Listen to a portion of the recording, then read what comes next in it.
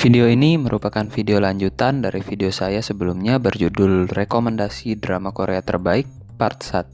Jadi sama seperti video sebelumnya, kali ini saya akan membahas beberapa drama Korea terbaik versi saya. Kembali saya ingatkan, urutan drama Korea dalam video ini tidak berdasarkan ranking. Untuk part 2 kali ini, saya coba menjabarkan kelebihan beserta kekurangan dari tiap-tiap drama Korea. Mari kita mulai.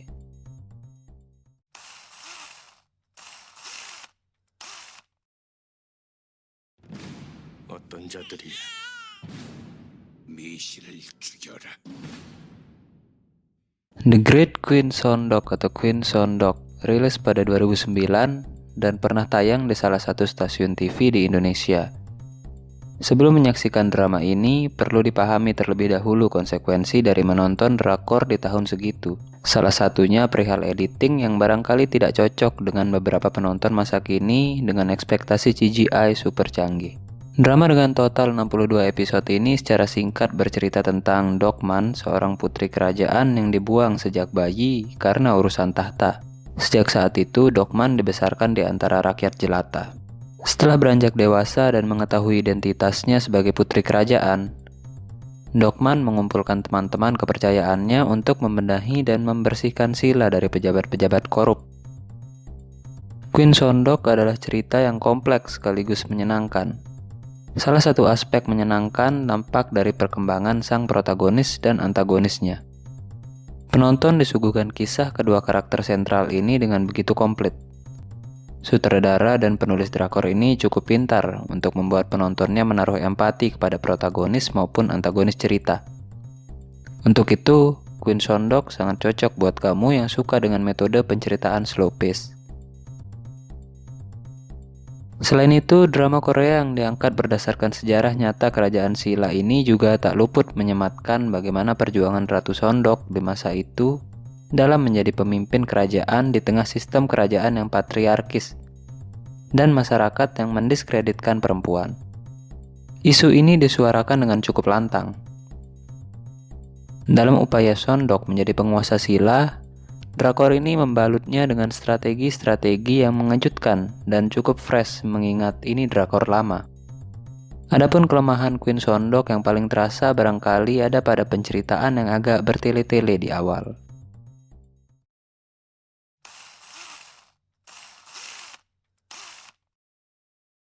Mempertemukan Song Joong Ki dan Moon Chae Won memang keputusan yang tepat.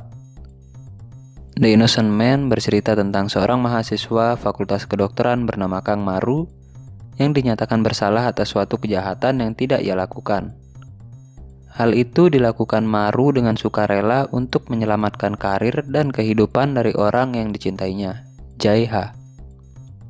Namun pengorbanan Maru justru dibayar dengan pengkhianatan oleh Jae-ha. Setelah menjalani masa tahanan, Maru tak lagi sepolos dan sebaik hati dulu. Otaknya dipenuhi dengan rencana licik dan hatinya dipenuhi dendam. Namun di tengah-tengah itu ada cinta baru yang hadir dalam hidupnya. Mengangkat tema pengkhianatan dan balas dendam yang memang sudah cukup mainstream dalam ranah drakor, dengan total 20 episode, The Innocent Man pintar sekali memainkan perasaan penonton. Penonton dibikin larut hingga turut menanggung kedilemaan seperti yang dirasakan Kang Maru. Pilih balas dendam atau cinta.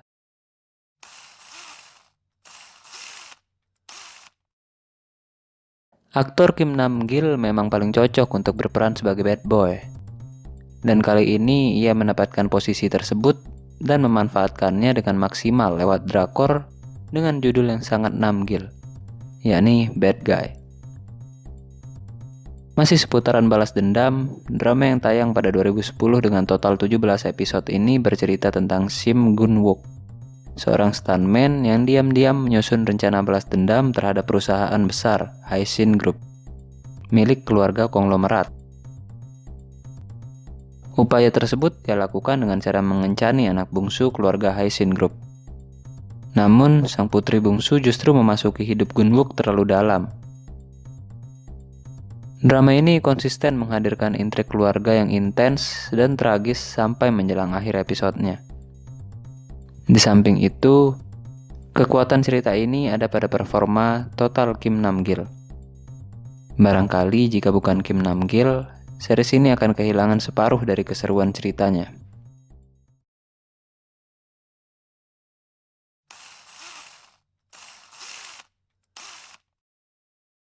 Tayang 2010 dengan total 20 episode, Cinderella Stepsister mengolah kisah Cinderella menjadi lebih modern dengan ciri khas negeri ginseng. Berangkat dari premis dongeng Cinderella itu, series ini berputar pada sebuah keluarga kecil yang dipenuhi konflik. Go Hyo-sun adalah seorang anak yang dicintai oleh semua orang yang tinggal di rumahnya. Sedangkan saudara tirinya, Yoon-jo, memiliki masa lalu yang kelam dan berjuang dengan kenyataan bahwa ibunya mulai menyayangi Hyo-sun ketimbang dirinya. Konflik keluarga dalam series ini dibagikan dengan porsi seimbang. Seimbang di sini artinya masing-masing karakter punya konflik yang mesti diselesaikan dengan anggota keluarga lainnya. Series ini begitu emosional dan depressing, sebab tema keluarga yang diangkat bisa dengan mudah untuk relate dengan para penontonnya. Meski begitu, perkembangan karakter yang ditunjukkan dalam series ini masih terasa setengah-setengah. Dan terlalu banyak adegan menangis, serta beberapa episode terasa dragging dan tertebak.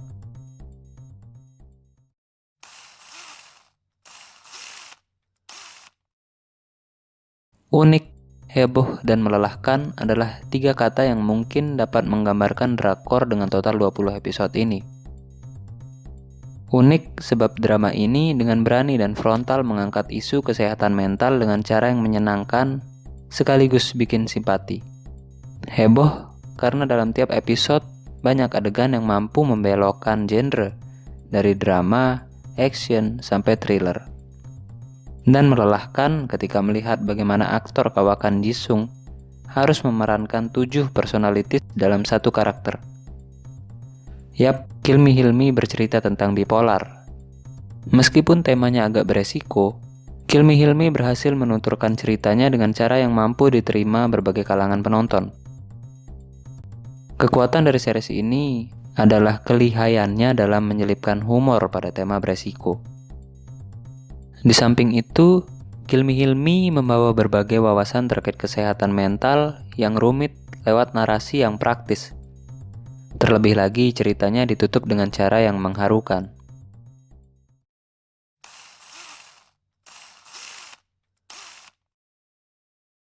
Choi Ban-do dan Ma Jin-joo adalah pasangan suami istri yang menikah muda. Di usia mereka yang menginjak 30-an akhir, Choi Ban-do merasa terbebani sebagai kepala keluarga dengan segala tugas dan tanggung jawabnya. Sementara Ma Jin-joo merasa harga dirinya sebagai seorang istri amatlah rendah. Alhasil konflik terjadi dan mereka saling benci. Di tengah keruwetan masalah tersebut, keduanya tiba-tiba melakukan perjalanan lintas waktu ke masa kuliah di mana mereka pertama kali bertemu. Drama yang sangat menyejukkan hati ini menampar sekaligus mengajak penontonnya untuk kembali meluruskan arti cinta dan komitmen. Tapi jangan khawatir, meski statement yang dibawa cukup serius, ada banyak adegan kocak yang seolah menjadi cerminan kebodohan kita di masa muda.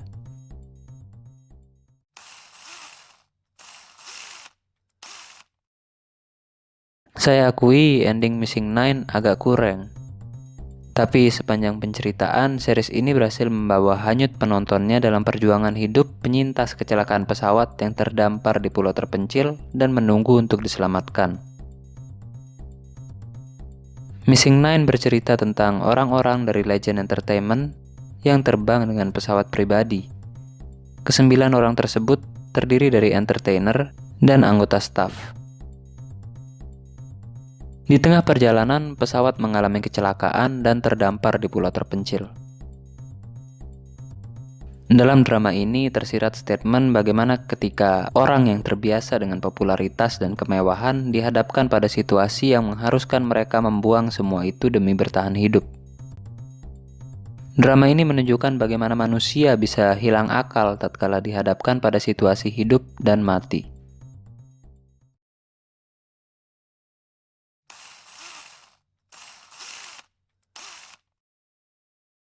Love Struck in the City cukup berani untuk menawarkan suatu elemen narasi dan sinematik yang berbeda dengan drama series yang sudah-sudah.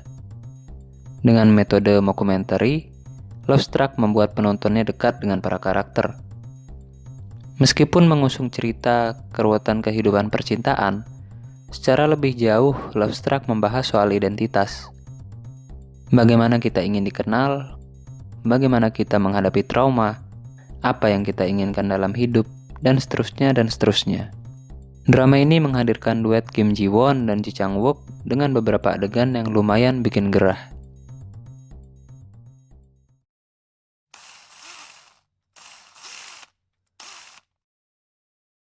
Kapan lagi kita disuguhkan cerita tentang kehidupan atlet angkat besi wanita yang dibalut drama coming of age?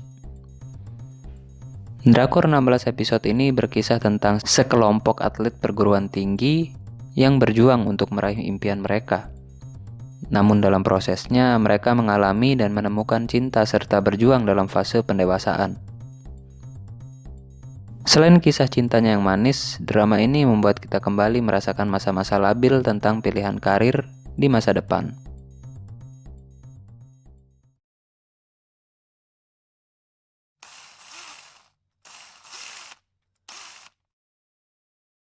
Menonton drama ini perlu kesabaran ekstra, sebab ceritanya dibangun secara perlahan dengan total 50 episode. You Are Too Much bercerita tentang Yoo Ji-na, seorang penyanyi terkenal yang memendam perasaan sesal dan bersalah selama bertahun-tahun atas apa yang ia lakukan di masa muda. Di sisi lain, Jung Hae-dang bekerja sebagai peniru Yoo Ji-na untuk menghidupi keluarganya setelah ayahnya kehilangan pekerjaan. Hae-dang bernyanyi di atas panggung di sebuah klub dan berusaha dengan keras untuk meniru lagu-lagu Yoo Ji-na. Sampai suatu hari keduanya bertemu, menjalin persahabatan sampai pertikaian. Namun sebelum menyaksikan drakor ini, ada satu hal yang mesti kalian maklumi, yakni terkait pergantian cast. Di episode 1-6, karakter Jung Hae-dang diperankan oleh Koo Hye-sun. Sayangnya, Koo Hye-sun sakit dan tidak dapat melanjutkan syuting. Alhasil untuk episode 7-50, tim produksi memberikan peran tersebut kepada Jang Hae-jin. Namun kedua aktris ini sama-sama canggih, sehingga karakterisasi Jung Hae-dang tetap bisa dipertahankan. Terima kasih, selamat menyaksikan.